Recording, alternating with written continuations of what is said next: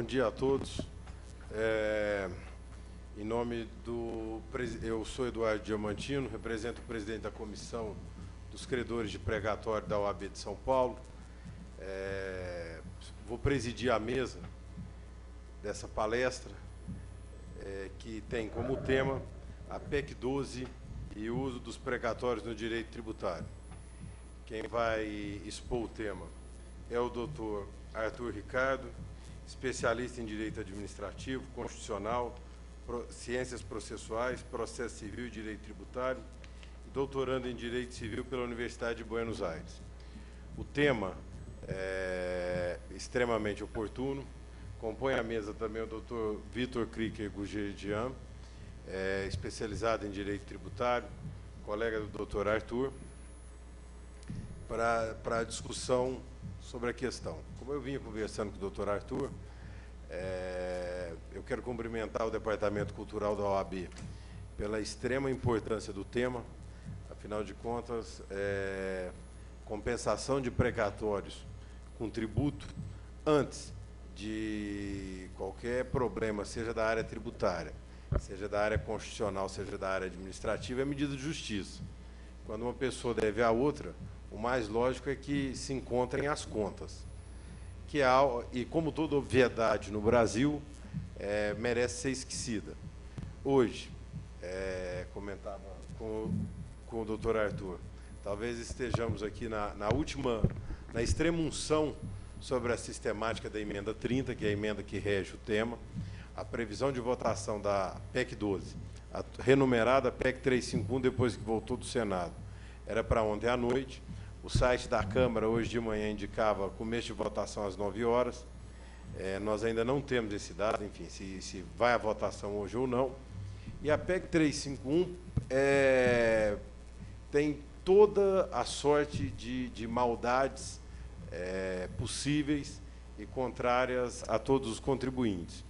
Ela elenca a questão da compensação reversa, ou seja, ninguém vai receber nada enquanto não quitar as dívidas com o governo, e relatada por um dos deputados mais competentes da atualidade, o doutor Eduardo Cunha, e projeto político pessoal, segundo consta, do governador José Serra e do prefeito Kassab.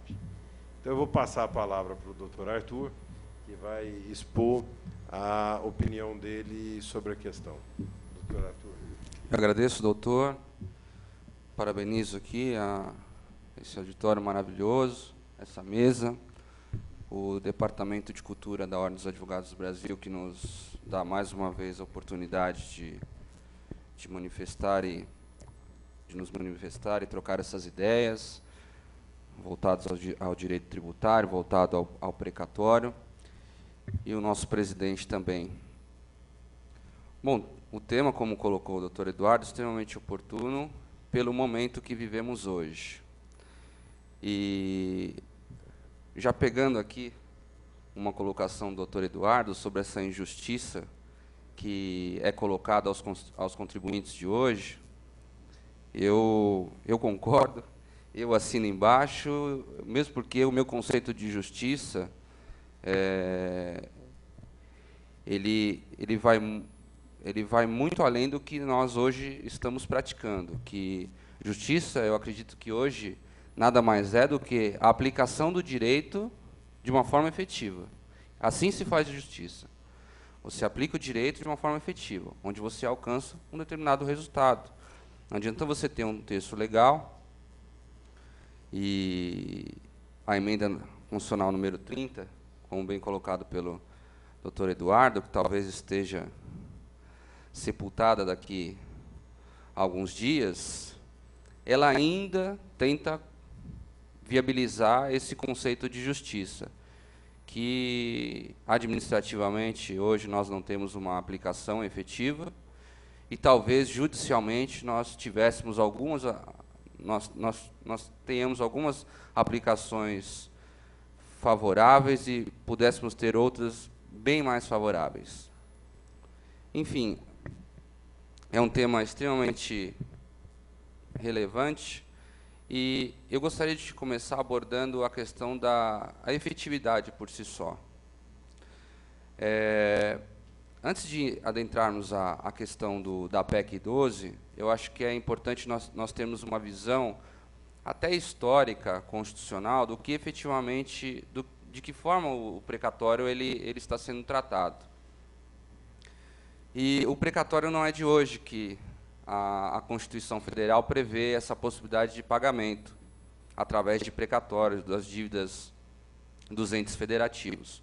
Como todos nós sabemos, as dívidas que são constituídas através de uma decisão judicial e deve ser paga decorrente de uma decisão que é desfavorável a esse ente federativo, ela tem que ser paga numa ordem cronológica.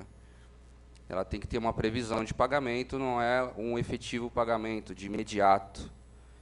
E deveria ser um efetivo pagamento cronológico, que infelizmente, na maioria das vezes, não o é. Em 1934, nós tivemos a constitucionalização do precatório. A primeira Constituição que viabilizou essa possibilidade de pagamento, com o ordenamento constitucional lhe dando aval, foi essa Constituição. Tivemos uma série de alterações até chegarmos à Constituição de 1988. Em 1988, a questão voltada ao precatório ainda estava um pouco nebulosa. Por isso que o ato das disposições constitucionais transitórias trouxe a matéria também no corpo da Constituição e posteriormente, só com a emenda constitucional número 30 de 2000, é que nós passamos a ter aquela previsão sobre a possibilidade de você fazer o encontro de contas ou a compensação, o pagamento de um determinado tributo com crédito de precatório ou não, porque até então não existia. Desde 1984, existe a previsão de darmos uma aplicação efetiva ao precatório, mas desde 1934 nós não temos essa aplicação. É onde surge em 2000, através dessa emenda constitucional número 30, essa possibilidade do poder liberatório, uma vez que o ente federativo teve orçado aquele valor e não pagou, você tem a possibilidade do poder liberatório fazer esse encontro de contas. Bem, voltado a essa efetividade, nós temos que entender também a questão do Estado forte. Porque Estado forte nada mais é do que aquele que legisla e faz valer as suas normas. Este é o verdadeiro Estado democrático de direito. Não adianta nós termos uma carga tributária excessiva, onde, lá pelas tantas, colocam, mas o brasileiro não tem o costume de pagar os tributos. E talvez seria essa a justificativa de uma carga tributária alta.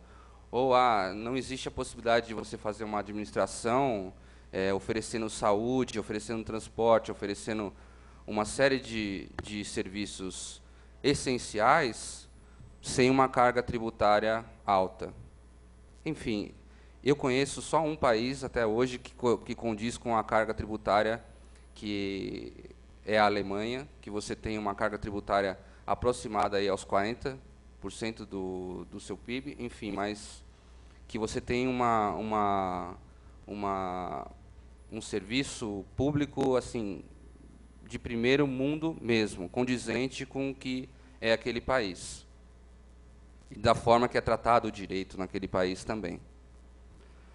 Bem, vamos então começar a trocar algumas informações sobre a proposta de emenda que foi já aprovada no Senado Federal.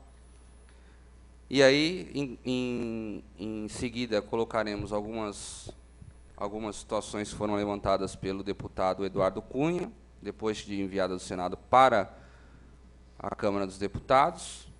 Desenvolveremos aqui algumas situações possíveis dentro dessa sistemática, e aí a utilização propriamente dita dos precatórios, da forma que está sendo abordada hoje e futuramente, né?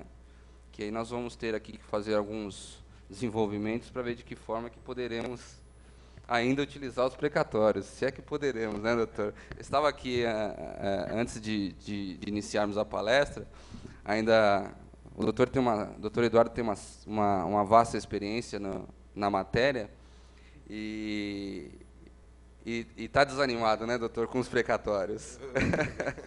Mas, enfim, a ideia é nós otimizarmos cada vez o tema e, sem dúvida nenhuma, darmos uma abordagem para que possamos, sim, ter uma aplicação efetiva dos precatórios no nosso ordenamento jurídico. A emenda, aliás, o substitutivo, né, que posteriormente foi aprovado lá na PEC 12, lá no Senado Federal, tratado como PEC 12 de 2006, ela traz algumas alterações significativas. Em primeiro lugar, ela já não trata da questão dos créditos de natureza alimentícia no seu artigo 100 da Constituição Federal. Ela passa a tratar isso no parágrafo 1º do atual texto da PEC 12. E aí, vamos reiterar aqui que estamos a falar aqui da PEC 12 e não ainda da proposta 351 de 2009, que é nada mais do que a mesma coisa, só que na Câmara dos Deputados, mas enquanto estiver falando de PEC 12, estarei a abordar a questão que foi já discutida e aprovada no Senado Federal. E aí, quando tratar de a proposta 351, a proposta de emenda constitucional 351 de 2009, aí sim estarei a abordar o tema na esfera da Câmara dos Deputados. Então, a PEC 12, tratada lá no Senado, ela trouxe algumas alterações significativas que merecem algumas discussões. O parágrafo 2º, ele trata dos precatórios alimentícios, em que os titulares tenham uma idade superior, uma idade de 60 anos ou superior, e essa possibilidade de preterimento, vamos assim dizer, ou benefício a essas pessoas com uma idade de 60 anos ou mais. Este dispositivo, que é o parágrafo 2º, lá da PEC 12, no artigo 100, ele traz da seguinte forma: os precatórios alimentícios cujos titulares tenham 60 anos de idade ou mais serão pagos com preferência sobre os demais até o valor equivalente ao 3 vezes do fixado em lei, e aí algumas outras alguns ponderamentos que podemos tratar, mas, enfim, a essência desse parágrafo 2º traz algo completamente diferenciado do que não trouxe até agora o texto constitucional sobre essa preferência a pessoas com 60 anos de idade ou mais. Muitos falam sobre a ofensa ao princípio da igualdade. Ocorre que, em um país onde você tem essa sistemática de pagamento de precatórios e você não faz valer essa sistemática, é um problema muito grave. Porque essas pessoas com 60 anos possivelmente não receberão os precatórios cuja titularidade é dessas pessoas, com essa idade já um pouco avançada. Eu acredito que o dispositivo ele tem a sua peculiaridade e, inicialmente, não ofenderia esse princípio da igualdade. Não ofenderia desde que nós atribuíssemos o percentual, como é tratado pela proposta de emenda constitucional, sobre o pagamento dos precatórios para essas pessoas com 60 anos de idade. Vamos destinar aqui um determinado percentual das chamadas receitas líquidas, que é assim que a proposta de emenda constitucional trata do pagamento dos precatórios. E para que possamos entender também essas receitas líquidas, ela basicamente é formada de que forma?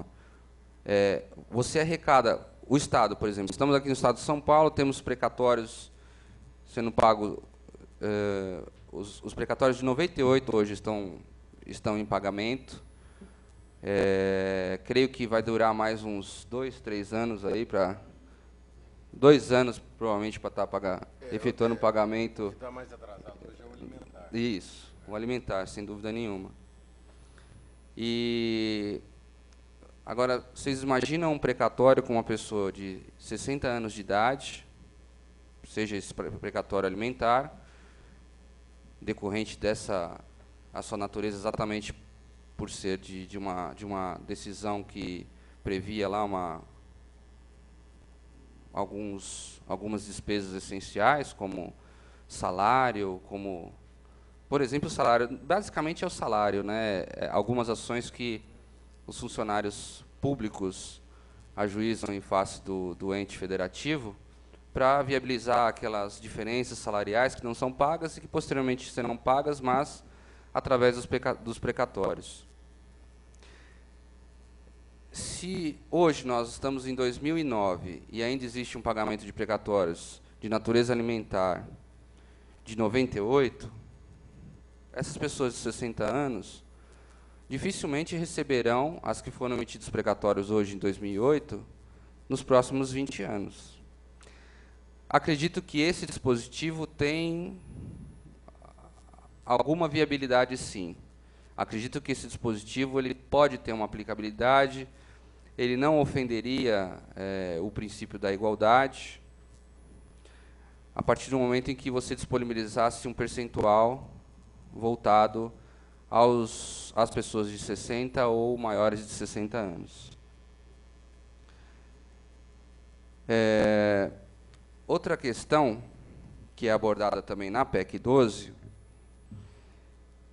e aí fazemos uma distinção, que o atual parágrafo 2º, ele passa a ser, o atual parágrafo 1º, que é abordado hoje no artigo 100 da Constituição Federal, ele passa a ser o parágrafo 2º da PEC, que descreve, então, esses débitos esses débitos de natureza alimentícia e a preferência do pagamento, né? E aí passamos ao parágrafo 3º. O parágrafo 3º da PEC, ele mantém a desvinculação das obrigações de pequeno valor precatório. E aí, cabe aqui um pequeno comentário. Temos que distinguir também essa questão do precatório alimentar e os débitos de pequeno valor. Os débitos de pequeno valor eles não devem ser incluídos na sistemática do precatório. Débitos de pequeno valor, na esfera federal, na esfera estadual ou na esfera municipal, deve ser pago de imediato. Nós não temos aqui que criar, você tem que colocar na ordem cronológica, um pagamento planejado, não. O pagamento tem que ser de imediato. Temos também na PEC 12 a questão voltada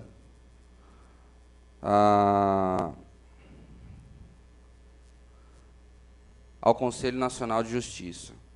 Eu acho que um passo muito grande que nós demos aqui para alcançar a efetividade das normas, porque, além de você aplicar as normas, você tem que ter uma fiscalização delas. Ou seja, nós temos a informação hoje de que o Conselho Nacional de Justiça estará com um novo programa vinculado aos tribunais, checando toda a sistemática de pagamento dos precatórios. Isso nunca foi feito. Nunca. Nós tínhamos o controle através do presidente do respectivo tribunal, que viabilizasse uma determinada quantia para pagamento de precatórios. Hoje nós temos um Conselho Nacional que vai viabilizar uma arrecadação de dados onde poderemos verificar exatamente de que forma vai ser pago esses precatórios e quanto cada estado está pagando de precatórios. Isso é um avanço. o Conselho Nacional de Justiça ele tem essa atribuição, ele tem essa competência de, na esfera administrativa, estar viabilizando essas situações, e eu acredito que é um grande passo que nós demos aqui para alcançar a efetividade dos dispositivos constitucionais, sem dúvida alguma, porque, além de aplicar, você tem que ter fiscalização, e a fiscalização, hoje, quem faz é o Conselho Nacional de Justiça. E aí, exatamente nessa ideia do Conselho Nacional de Justiça, temos o parágrafo 7º da PEC 12, que fala que o presidente do tribunal competente, que por ato comissivo ou omissivo, retardar ou tentar frustrar a liquidação regular de precatórios, incorrerá em crime de responsabilidade e responderá também perante o Conselho Nacional de Justiça. E aí, essa informação que eu passei para vocês, da checagem do Conselho Nacional de Justiça, não só essa questão do crime de responsabilidade, mas, sem dúvida alguma, o pagamento do precatório será analisado pelo Conselho Nacional de Justiça. O sequestro de verba, ele é mantido, só que agora no parágrafo 6º da PEC.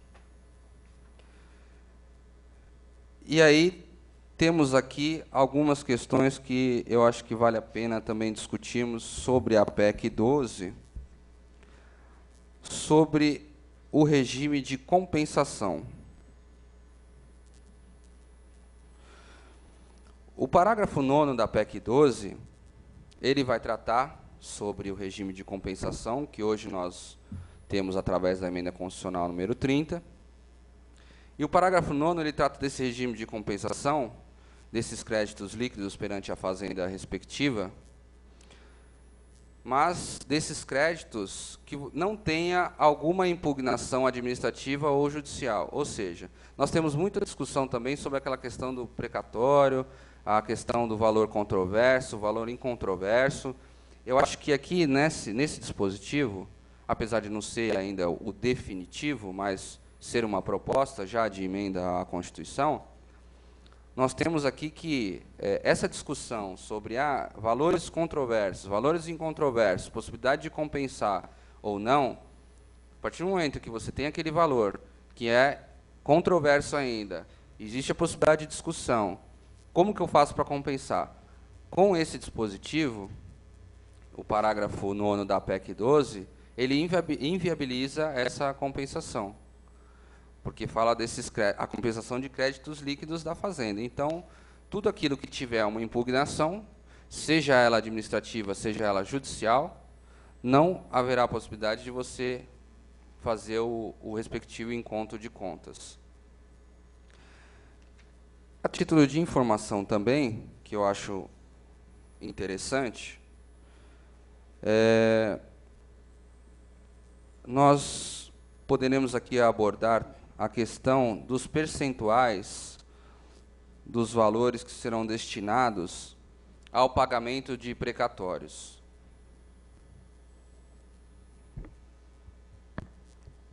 A PEC 12, a meu ver, ela está... É como se fosse um caderno de estudo de inconstitucionalidades, mas, enfim. Não bastasse essas colocações aqui, e no final eu vou colocar algumas outras situações que eu entendo sobre essa proposta de emenda constitucional, eu acho que eu tenho que ser fiel, até com os próprios colegas, e passar a informação sobre o que hoje está sendo discutido e o que foi aprovado. Enfim, tratam-se muito das receitas correntes líquidas, né?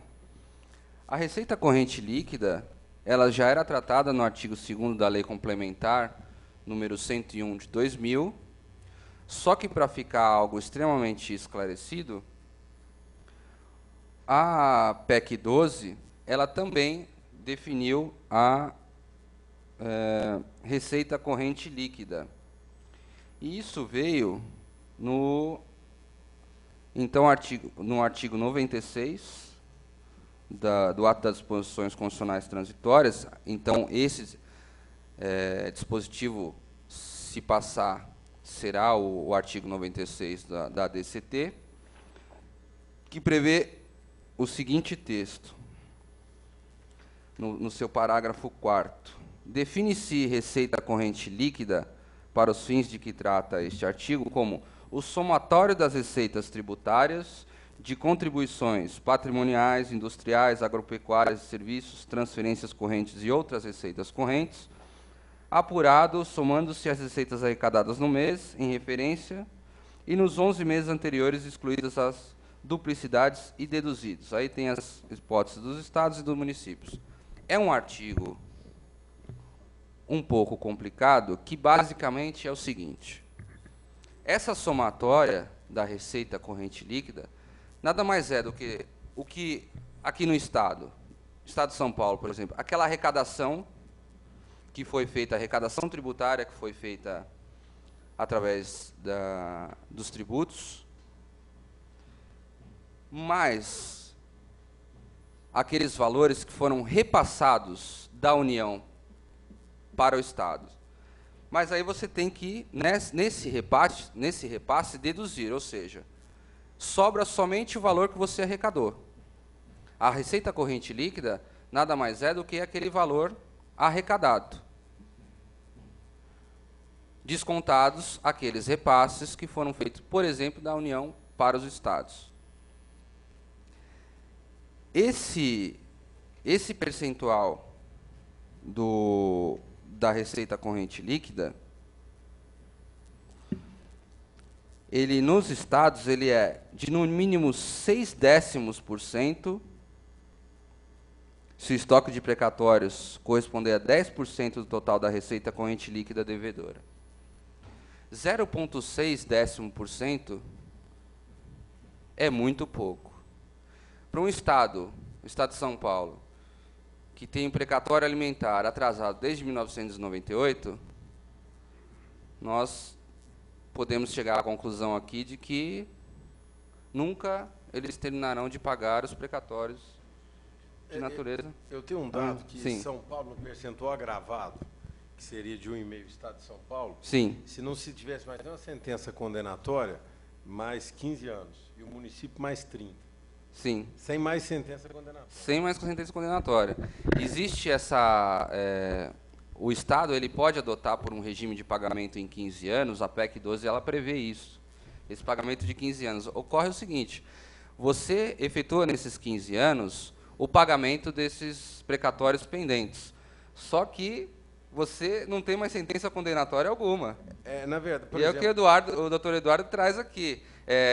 Se o Estado adotar por esse pagamento das dívidas em precatórios em 15 anos, eu, a partir de hoje, não posso ter mais nenhuma decisão condenatória, eu, Estado, não posso ter mais nenhuma decisão desfavorável condenatória para que eu possa expedir algum outro precatório futuro para pagamento.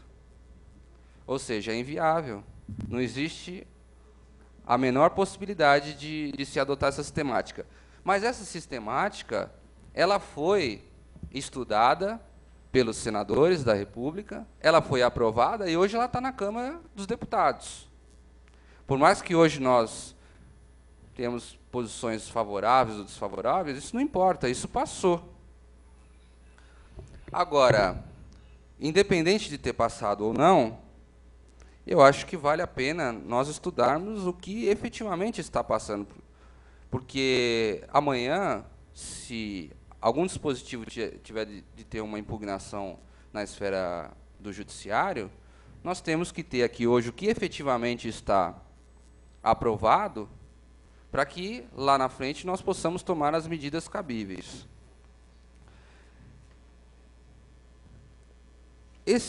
Essa PEC 12, ela mantém a ordem de sequestro, mas ela traz o seguinte dispositivo, o parágrafo 11 do artigo 96.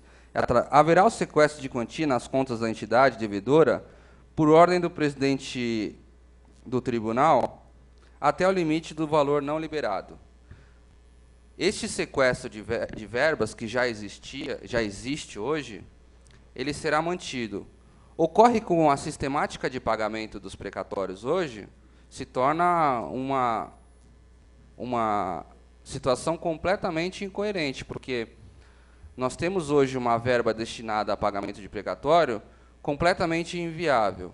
Imagine que nem essa verba inviável fosse destinada ao pagamento do precatório. Enfim, foi mantida a ordem de sequestro dos precatórios, segundo a PEC 12, né? Passando da PEC 12 para o texto da proposta de emenda à Constituição número 351 de 2009, o deputado Eduardo Cunha, economista e relator da PEC, trouxe algumas observações relevantes. Por exemplo, trata o deputado Eduardo Cunha da regularização, aí já na PEC 351 de 2009,